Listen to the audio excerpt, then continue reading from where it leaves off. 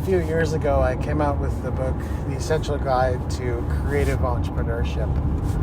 And I can admit it, I think it may have been not the best example of marketing. The subtitle was, making and promoting your yellow neon tiger or something to that extent. I don't have the exact title in front of me right now, but basically the point being, and I think people got this right away, at least those who are familiar with Seth Godin, it's kind of like the purple cow. And so I felt like that kind of comparison could end up helping the book, and I'm really not sure that it did. And I also feel like people really missed some important things in that book. And what it is, it's not just a book about being unusual and standing out, although that is huge today. I mean, look at what music is right now. Every song has the same damn drum beat. Every song has the same damn singing style. And it's awful. And if you were to go out there and release something that's different from any of that, but it still had pop appeal, it would stand out like crazy. Like crazy. But as a book, it's not just about, hey, let's try to be different and unique. Those types of opportunities are pretty rare. I hear people talking about micro niches and whatnot. Look, I mean, I'm not the micro niche king. Maybe I don't know. I just don't think it's a sound strategy for a lot of people. Like, let me just decide today that I'm going to be a jungle beat, techno, DJ, guitarist, Japanese, Oriental, pop music fusion band. Like, maybe it hasn't been done, but what's the appeal? I mean, sure, like, a few people are going to come around and listen and watch just because it sounds absolutely ridiculous, but trying to build a fan base on that, I'm not so sure. I'm really not so sure.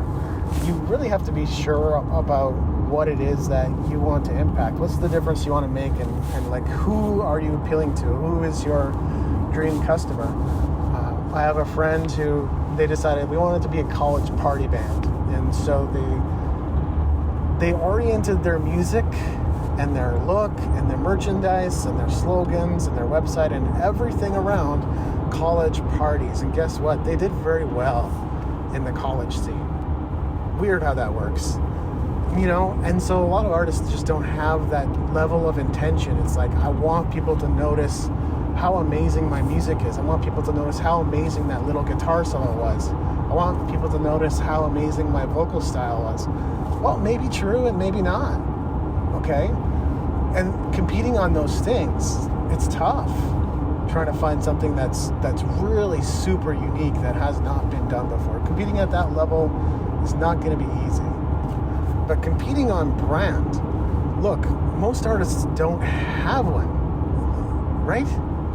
They don't become known for something. And so here's what's really being missed. It's the music entrepreneur triangle. And I've talked about it many times before. At the foundation of the triangle is work. And then the other two sides of the triangle are celebrity and diversification. So everything is built on a foundation of work. You need to go and try things, and probably many things, to be honest, to find something that resonates deeply with an audience. And you will know. It's not like it's going to be accidental.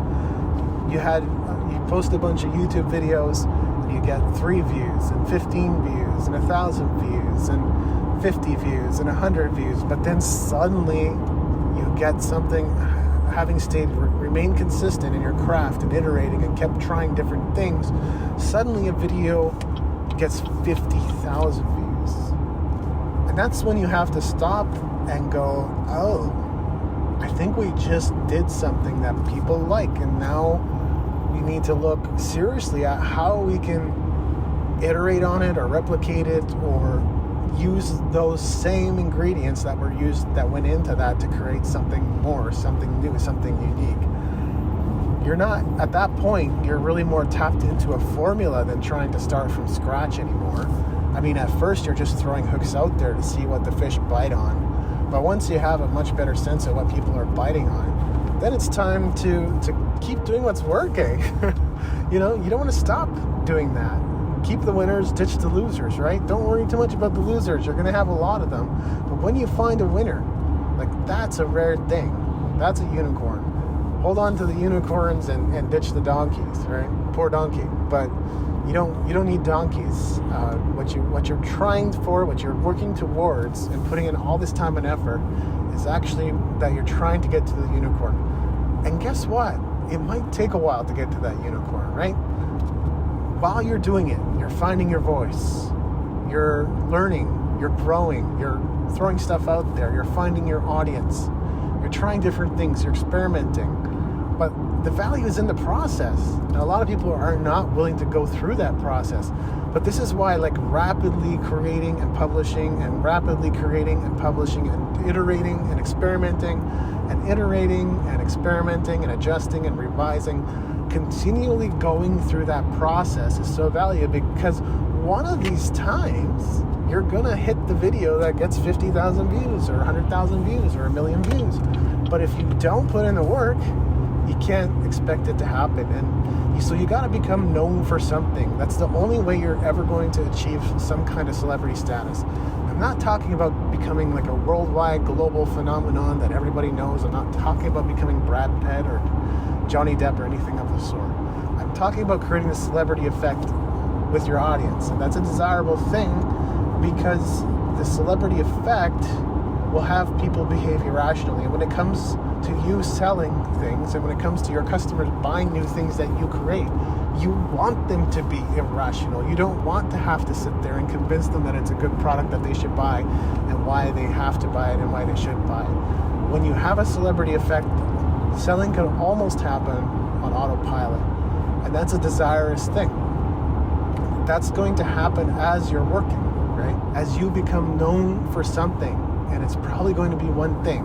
As I said earlier, you're going to have to try a lot of different things, but what you're going to become known for is one thing. And once you find that one thing that resonates, you will have built a bit of a celebrity effect already. And when you have that celebrity effect is the time to diversify, but before then is not. Until then, you want to remain as focused as you can possibly be. Just keep putting stuff out there, trying different things to see what works, to see what resonates, to see what your audience latches onto. You look at someone like Dr. Dre, well, what did he become known for? He became known as a rapper, right? It's as simple as that, but he was a huge part of the outgrowth of gangsta rap, right? And then later on he built beats, but like, maybe Dre will be remembered for that.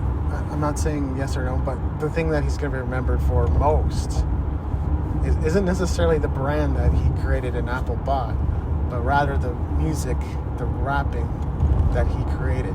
So what are you doing? What does your work ethic look like right now? Because without that, the triangle doesn't work. Even when it comes to time to diversify, sure, you might have a lot of people around you whispering in your ears about, let's do this, let's do that, let's create merch, let's put something new out there. But bottom line is, it's still going to take work. It's going to require something on your part. Again, you can pay a lot of people to do different things, but you got to listen to the right people too. Listening to just anyone's not going to do anything. And that's the essence of the Essential Guide to Creative Entrepreneurship. So if for some reason you thought it was, it's just Purple Cow and I need to stand out, that's really only a piece of it. It's coming up fast and there's no time. Clean Slate 2024 is coming up fast, February 16th in Victoria, BC. You don't want to miss out on this incredible live music and multimedia event with a dosage of inspiration to light you up creatively and to have an amazing 2024. Once again, that's Clean Slate. You don't want to miss out. Go to davidandrewweeb.com and you'll either have the option to get updates, win tickets, or buy tickets as soon as they go on sale. So once again, I invite you to go to davidandrewweeb.com and get your tickets right away. See you there.